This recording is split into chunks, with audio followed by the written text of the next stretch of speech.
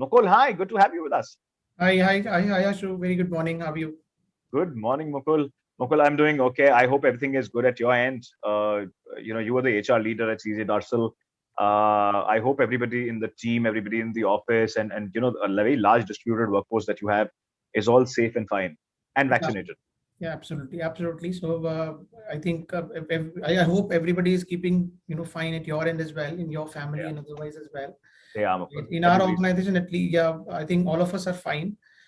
There have been few cases, but I think we are doing absolutely fine now, and everybody has been vaccinated. We initiated the drive as well to ensure that right, everyone gets vaccinated.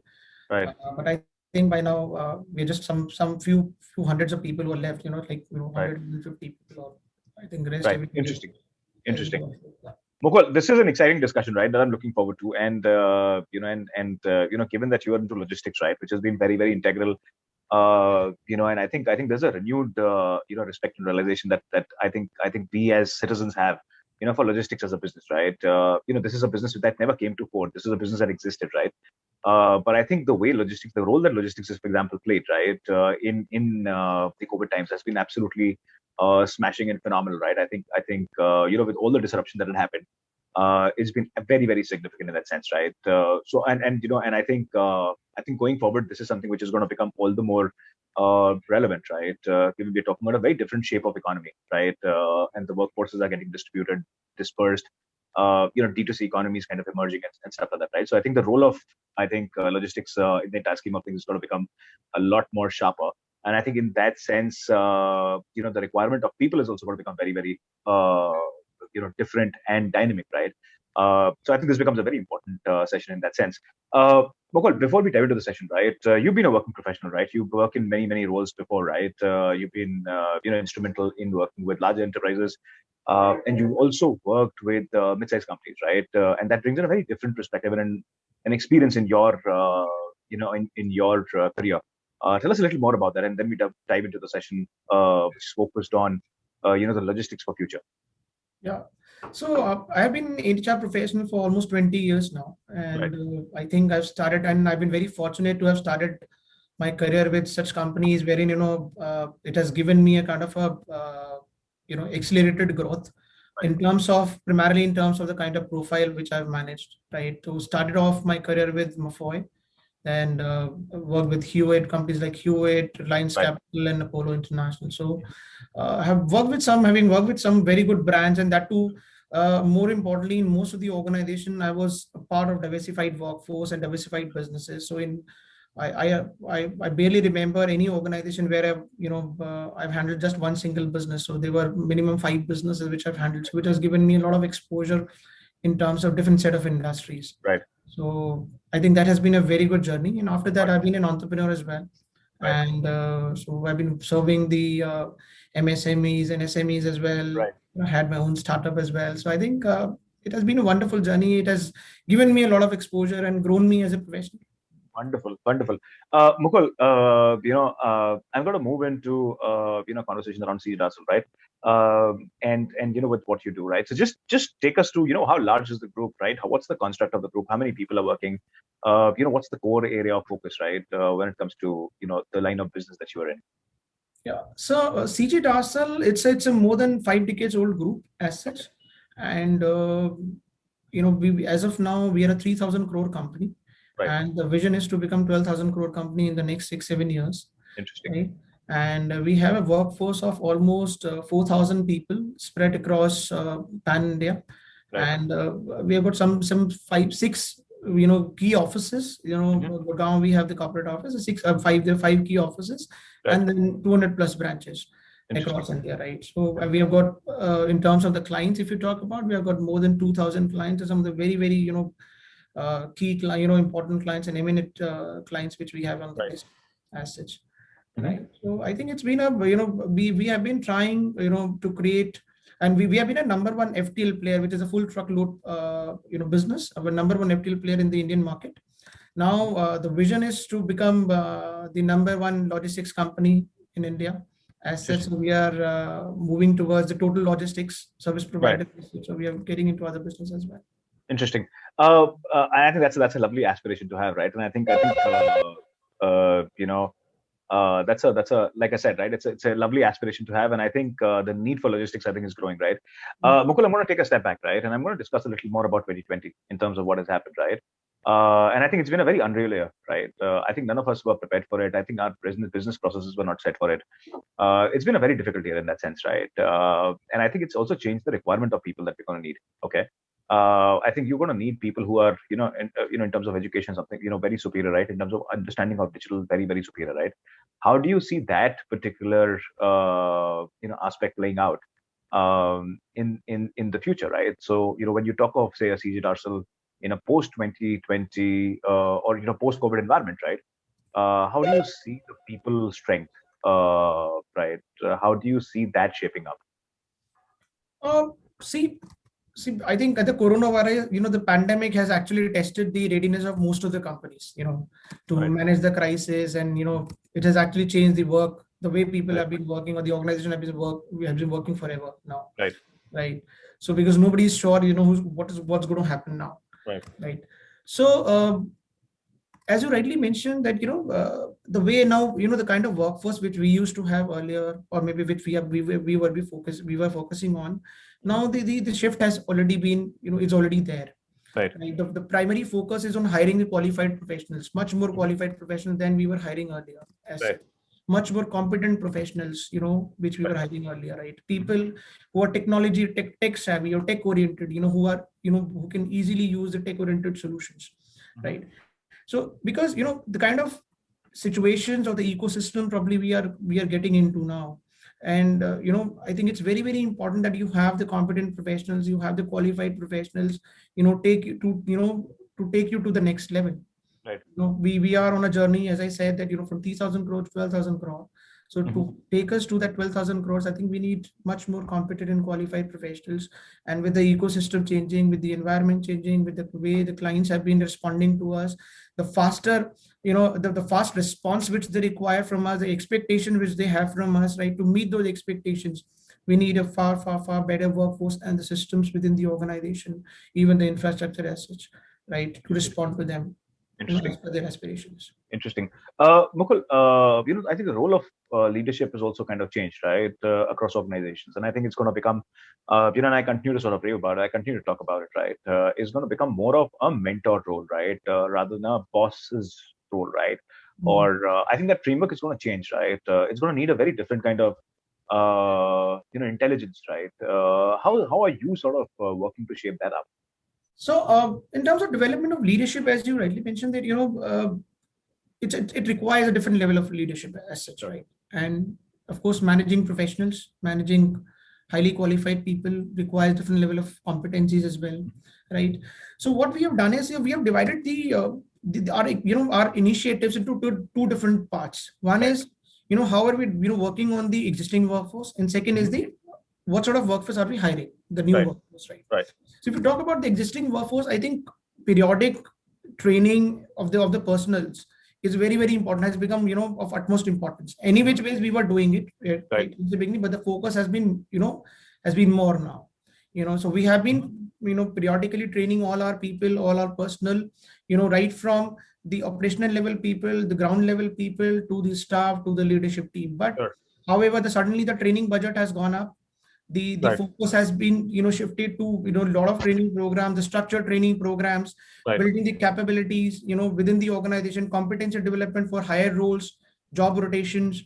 So I think this is the way we have been managing for the existing workforce. When it Mhm. comes to the new workforce, so hiring of laterals at the senior level positions, and with the emergence of tech, the way the whole world is growing, and the ongoing challenges of the pandemic, so being tech oriented is a way to go. So that's how we're seeing that we hire people who are much more educated, and people who are able to handle those tech oriented solutions. And Very our interesting. model was built, right.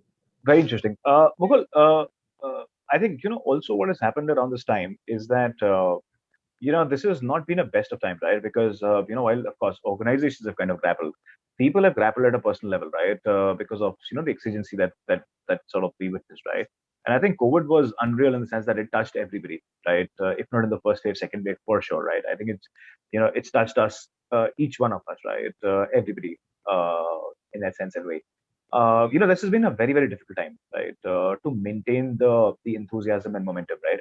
Uh, what have you specifically done, right, as an organization to ensure that the motivation is high, right? People are equally committed, right? And also the role that you played to sort of say pull them out of say a personal misery that they've gone through, right? How has that happened in the last 1.5 years?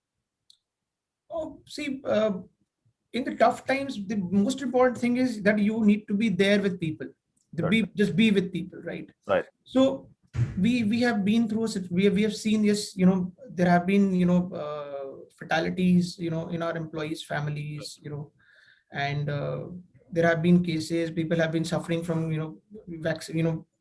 Suffering from COVID. Yes. So what we have done is, as an organization, what we just need to do is to be with them, right, and help them wherever we can. Right. So in terms of those initiatives, what we have done is, of course, as we said, then everybody was working from home. So in the past 2 years, we have not checked out any employee as such. There have been cases, there have been organizations who have been, relieving people because they have not been able to sustain, but we have Right. not done that at all, right? Right. We have been giving them, we have not deferred anybody's salary. We have paid the Sure. entire salaries as well, Wonderful. right? Even the vaccination also, we have organized the vaccination caps. We are reimbursing for all the vaccinations, for both the vaccination for their, for the employees and their spouse, right? So this is what we have been doing. Then we have been trying to help them out in terms of just in case if there is a fatality also. So we have covered them under the insurance. People have been covered under insurance, even if there are certain people who were covered under insurance, but probably the kind of money which which they would be getting, it is not sufficient enough. So we are trying to see if we can give them, we have given them more money as well. We're taking care of their families. So if there is a person who was the only breadwinner in the family, so we are trying to ensure that at least they're, if the kids are going to the school, so we are paying off for their school fees for another 1 year. Right. So these were some of the initiatives which we have taken, and we have been trying to do it, but we have been trying to help our employees as and when and wherever we can, and we shall continue to do that, right? Wonderful. So interesting. Mukul, one thing which is kind of emerging, in many, many sectors, right, is essentially, remote working, right? I mean, if you look at tech ecosystem, if you look at services ecosystem, remote working is something which is going to be like the new norm, right? You'll not have many, many people who are going to be working out of offices, right? To an extent that, most organizations that you look at today, at least in the IT/ITES space, and I think not just IT/ITES, but I think many other areas, right, have actually shrunk their requirement to just about 40%, 50% of the real estate that they used to sort of house them in, right? Which essentially also is a very strong indication that work from home is something that organizations are now going to promote, right? In a business like logistics, right, where there is so much of infrastructure involved, right? There is real estate of various degrees that is sort of involved, right? Uh, is that something which you think is going to change? So possibly the warehousing structure could remain to be the way it is, become more efficient, right, in terms of say technology. But when it comes to say corporate offices, corporate activities, when it comes to teams that are operating out of those offices, could possibly be working out of home or something, right? So is there a new paradigm which is being experimented with at CJ Darcl? There's nothing new as such, because fortunately the offices which we have, I think most of the offices are owned by us, Right. right? So unlike the other organizations, wherein they have been working out of the leased Right. offices. So fortunately we have been working out of own offices, so I think we have never felt that need, right? So to actually think on those lines as such, right? And as I said, that probably we have not chucked out anyone as such in the previous in the last 2 years on the basis of because of the pandemic being there, right? So I think we shall continue to work in the manner in which we have been working. However, people have been working out, people who are working from home, I mean, they shall continue to do that, right? And depending upon the roles which they have been playing. So there has not been, I think, any cost cutting exercise as such in terms of cutting down the infrastructure or maybe the assets as such which we have. But will work from home be the new norm, right? So are you kind of experimenting with that, where 10-15% of your work staff continues to work from home? Is that something which is possible in an industry where you are, and are you experimenting with that? See, I would not call it as an experimenting as such. If there is a need, we we are doing it, right? And we have to take care of people. So people who are not able to come, people who have got, they have been suffering, or they have not been able to work properly. They have not been, people who have not been vaccinated even, right? So we are, at any which ways, we are allowing them to work from home. So it's not about, experimenting as such, right? So wherever it is required, we are doing it. However, being a logistics company, I think in most of the cases we find it difficult, but wherever it is possible, we are doing it. Wonderful, wonderful. Mukul, I have, given the new environment that we are sort of headed into, right? I have a bunch of questions on those lines, right? That I will sort of, I would want to know a little more about in terms of, say, how are you tackling it, right? And my first question in that line, in sense, is that given that we are now moving into a slightly more dynamic ecosystem, right? Where engagements are possibly going to get redefined, right? Work relationships might get redefined, right? Uh, how do you see, for example, measurement of performance, right? At a group level as an organization, right? Do you think that is going to change? That is going to look different from what it was in a 2019 sort of an environment? I think when it comes to the framework within which we are measuring the performance of the people, the framework will not change. Framework will remain same. However, the parameters on which we are gauging the performance of the people would definitely, those parameters are changing, right? So now you cannot be stringent in terms of meeting those numbers which you have been giving, which you've given to your employees. So depending upon looking at the environment we are in, right? Because our work is more on the physical, at a physical level, than something which can only be done through an online system, right? So now the framework, however, would remain same. Framework with which we work, which is a kind of a periodic performance evaluation which we do. It could be quarterly, half yearly, yearly as well, right? However, the parameters are changing. Even the dynamism which we have to bring in terms of giving the evaluating the performance is, of course, that has changed, right? So earlier we were not focusing more on the competencies, primarily number driven. Now the focus has been shifted on the competencies, even the grooming of people, how well you are able to groom people under you as a leader. Answering your previous question also, right? The grooming leaders, we are grooming our leaders to make leaders under them. Right. So the focus has been shifted. The communication has gone to the people that yes, you have to ensure that you people you nurture your team members, you groom your team members for the higher roles, or maybe for a succession planning at your itself. I think that's the way we are doing it. Mukul, the role of learning and development has kind of changed drastically, right? And I think it's something which is, and I think you also highlighted, right, that the spends have essentially sort of gone up in that in that department, right? And this is something which you can sort of see across organizations, right? Given the dynamics on the consumer side of finance change, right? So that's the expectation of the industry sort of now very different, right? And thus it makes it very, very important that environment like that, people are trained for such changes, right? And at regular intervals, right? So earlier, something that used to be, say, just about an exercise, right? I think now has become a very defining and a critical process, right? When it comes to business delivery, right? What are your thoughts about it, right? How has learning and development shaped in your leadership, in your organization? And how do you see it, in future? Yeah. See, as I mentioned that, learning and development has always been a focus for us, right? And especially the kind of workforce, we have got different sets of workforce, people who are blue collar workers and the white collar workers. And again, I talked about the leadership team. So now it's just that, the learning and development has started playing a much more important role at it used to play earlier. We were, we were making taking our efforts to make people learn, and we were imparting the training programs as well. But now what has happened is, the need for these training programs and the frequency with which we require these training program has gone up. The quality of training program has gone up. The content has, the kind of content which we were working on earlier, now the content has been changed. It is much more enhanced. The audience has been changed. Now the audience is now we have included the top management, the leaders, and of course we were doing it for the lower level workforce. So they're much more structured training programs with with the defined outcomes as such, right? And the training programs are focusing more on the competencies and the entrepreneurial and developing entrepreneurial skills in the in the employees, right? Now we have started coaching people on the basis of the action learning projects, so coaching along with the action learning projects, which develops the entrepreneurial skill in the people, right? So making people responsible for the P&L, of their region. So how do you make somebody responsible for the P&L of their region?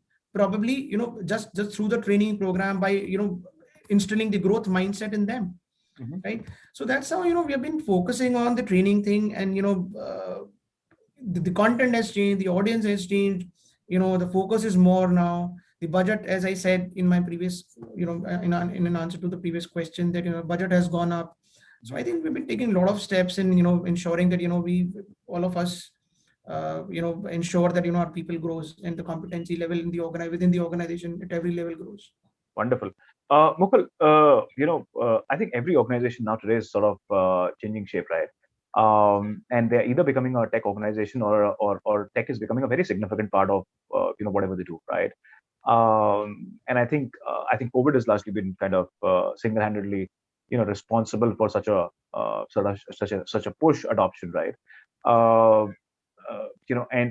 What now has become a mode for many organizations, essentially, to have top tier tech talent in the organizations, right? That is also the need of the hour, right? Going forward, how are you looking at this, right? And what's the significance or significant transition that's happening from say what you did to now ensuring that tech is there's a large pool of tech talent in the organization? Is that a priority area? It is. It is. I mean, I think we are not an exception as an organization or as an industry as such. Right. It is, and it is the need of the hour. I mean, not just because of the pandemic, but because of the way the entire world is changing. Right. The expectations our client has, the kind of the ecosystem has to survive in the world itself. We need that infrastructure in place. Right. Infrastructure in place. For scalability, you need it. Right? If you have a kind of a workforce which is across India, and you want to go global as well, so you have to bring some everybody on the same platform. Right. Then when looking at the vision of the organization, when we were just into the FTL business, now we are growing into multiple businesses, and we are on our journey to become the total logistics service provider, India's number one total logistics service provider, with other LTL, warehousing, air cargo, rail, and other divisions. So to integrate all the verticals and bring it together, you got to have the technology with a strong technology in place. That's the reason we have a separate, IT department altogether. Right. So we are not buying the package solutions from the market or the SaaS-based solutions from the market, probably because we cannot get an integrated solution. Right. Integrated solution sense which can stitch together all the verticals. Right. Which we I know what you mean. Yeah. So interesting. So I think that's the need of the hour as such, right? It's not that it is because of the pandemic only. Yep. Very interesting. I think I like the way you put it, and I think also highlights the the necessity, and of course going forward, I think business longevity is going to be a function of how good a tech force that you have, right? And how sharp is your reaction time, right? In terms of wanting to develop something important, and trying to sort of improve systems, so on and so forth, right? And I think I understand where you're coming from, right? I think in a business which is as competitive and as sharp as logistics is, right? I think this is something which is going to be a very critical need in that sense. Mukul, entrepreneurship is something which is being talked about, right? And I think organizations have started to look at entrepreneurship in a very different way. This is something which has become very, very significant for many organizations, right? So rather than looking at employees now, I think organizations are looking at champions, right? Something that you also highlighted, saying that we are trying to create an assessment framework where we have leaders, and then and looking at how they're creating a layer below them, right?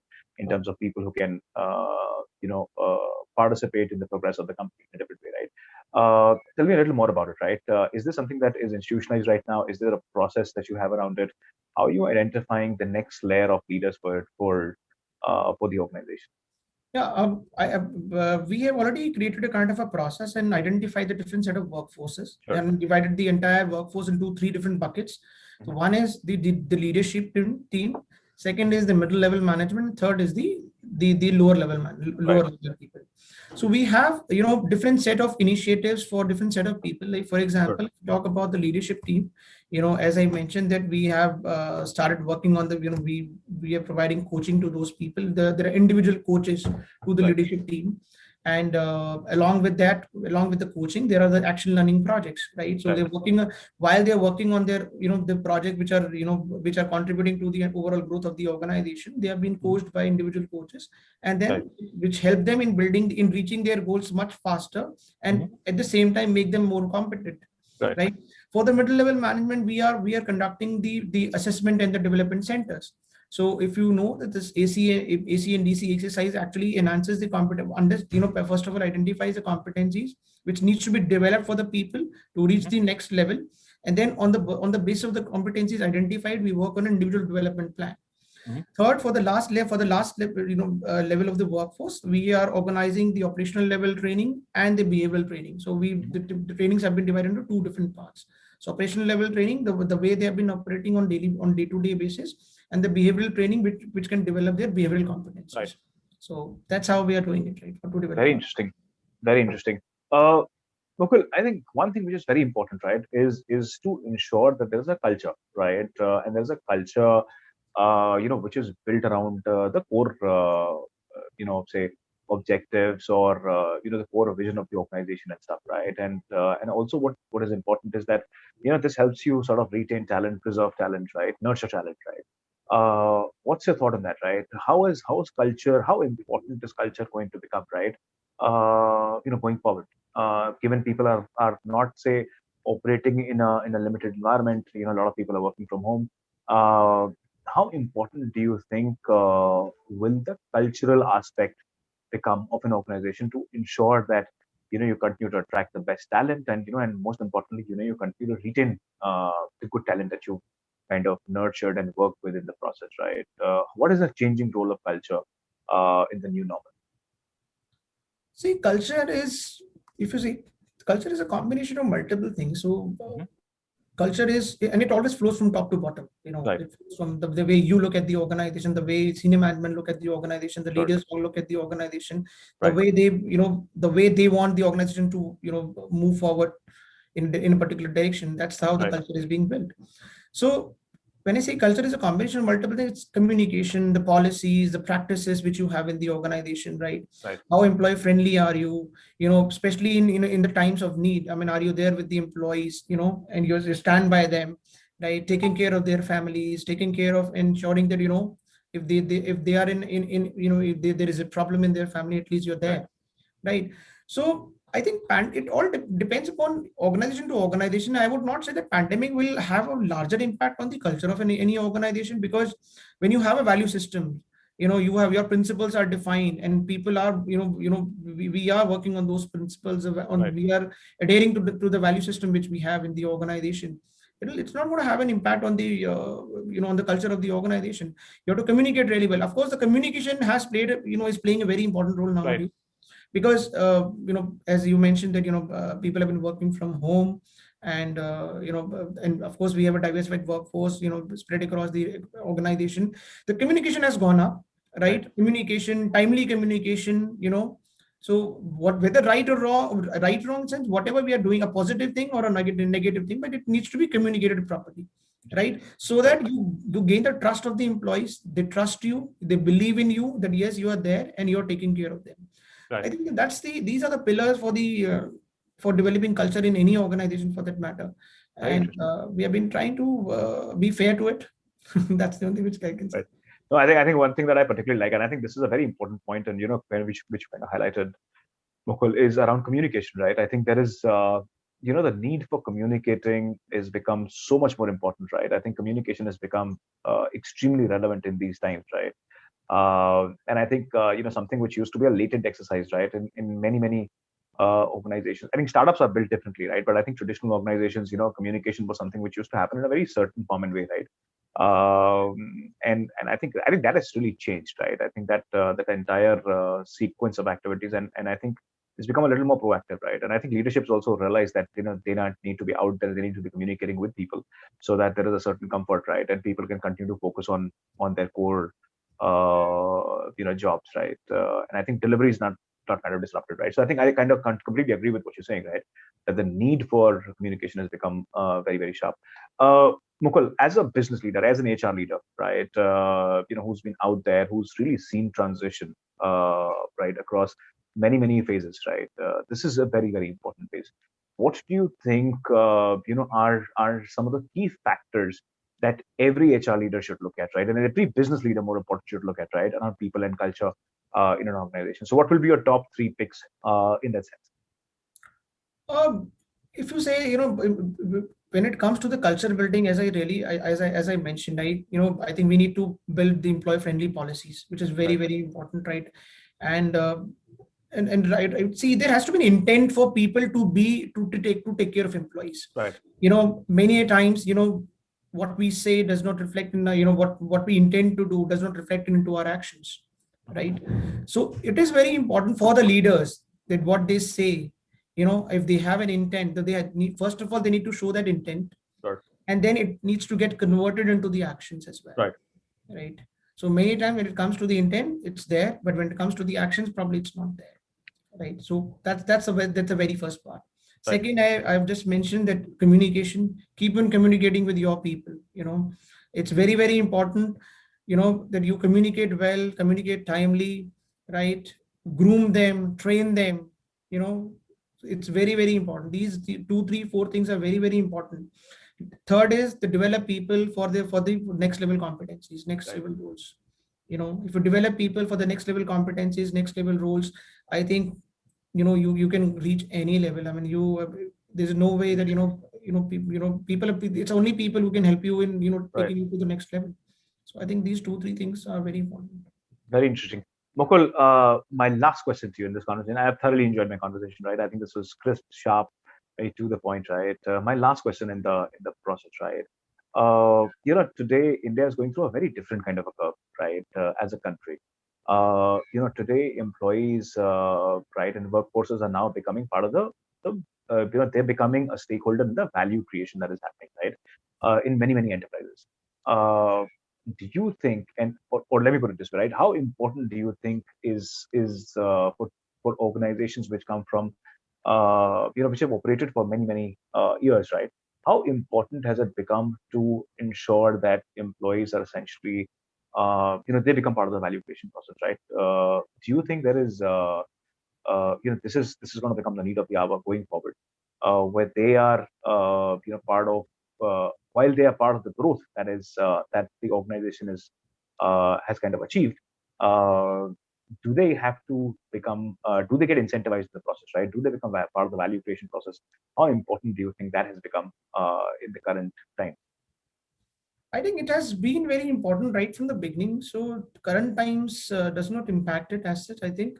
And especially when you're talking to an HR leader, somebody who's responsible for people, for me, the people are the most important assets for the organization, right? Right, So I would rather, say that yes, people are the most important assets for us, and right, they are the only one, who creates the value for us, right, right? When we're talking about a journey from, moving from 3,000 crore to 12,000 crore in the span of next 6, 7 years, right, without the people, any which ways we can't do anything, right? right, So as an organization, we have to invest in people. We have to make them a part of the value creation. Of course, at the same time, incentivize them properly.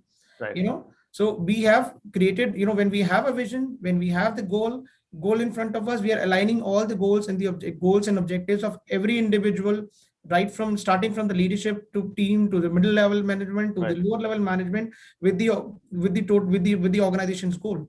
So that's how we have been, cascading it down to the last level, and accordingly, as per the performance parameters which we have for all of them, we will be incentivizing them periodically, right, some monthly, some quarterly, some half yearly or yearly as well. So depending upon the roles they play, depending upon the value which they bring onto the table, and there have been cases, and there will be cases, I'm sure, when people will be able to perform exceedingly well. So we have that provision as well, that people who outperform everything, so we have those, so we will incentivize them fairly. Wonderful. Mukul, it was a pleasure to have you for this conversation. I have thoroughly enjoyed, like I said, right? This was sharp, crisp, to the point, right? And I think in a way you answered many questions, right? In a very, in a very undiplomatic way, right? Very straight up. And I think also the fact is that you highlighted that I kind of resonate with what you've said, right? Is that it's become very important for organizations to think fast, right, and to fortify themselves, when it comes to technology. I think the way forward is going to be a very integrated technology first model for many organizations, right? And I think it also brings in a very different kind of transparency. And I think people, within organizations will have to be trained, will have to be handheld, will have to be mentored to adopt this particular change, right? And I think something that you kind of summarized towards the end of the conversation, right, which was that they'll have to become, or they will become, and I think leadership has a very key and pivotal role to sort of play, to make them part of the growth and the value creation process that happens in the organization. Mukul, it was a pleasure to have you with us. Thank you so much for Same joining here, us. same here. It was pleasure meeting, pleasure talking to you. Thanks, Thank Mukul. you. Thanks for having me here, Ashu. Thanks a It lot. was